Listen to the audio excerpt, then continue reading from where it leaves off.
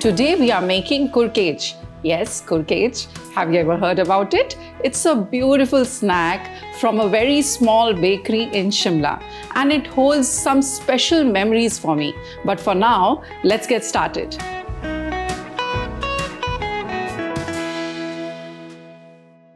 I have taken around 400 grams of mashed and boiled potatoes. And now I'm going to add some chopped vegetables. This is capsicum, which is fine chopped, cabbage, grated carrots, some onions, 1 big tablespoon of ginger garlic paste, and some coriander leaves.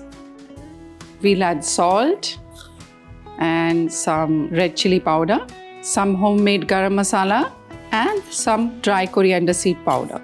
For binding, I'm adding some rava, the same quantity of corn flour.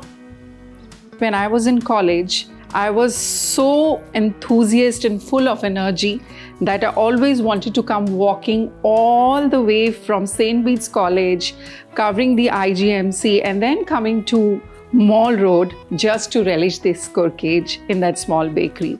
More than anything, this is nostalgia because every day I had this wait to go and relish this special kurkej. Recently I visited Shimla, and I think almost after 15 years I went and met the owner of the bakery. Surprisingly, he recognized me, and yes, of course, I had to eat the kurkej. Oh my God. I ordered 2 plates for myself. Now for dusting, I'm going to use some refined flour. We are going to shape the kurkej now. This is how kurkej is made, just like a seekh kebab. And now I'm going to roll it in refined flour nicely. Make sure it is well coated, otherwise the kurkej will break. Also allow it to rest for some time. Now we are finally going to deep fry the kurkej.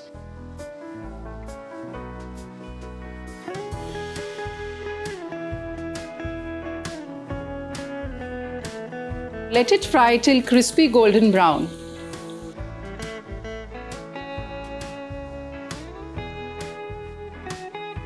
See the color? This is true nostalgia on a plate.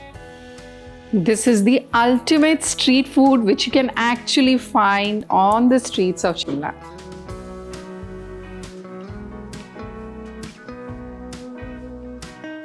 So how was this kurkej recipe for all of you? Isn't it yummy? For me, it will always be. So do share your feedback in comments and keep watching Indian Food Diaries on Get Curried with Chef Sherie. Signing off for now.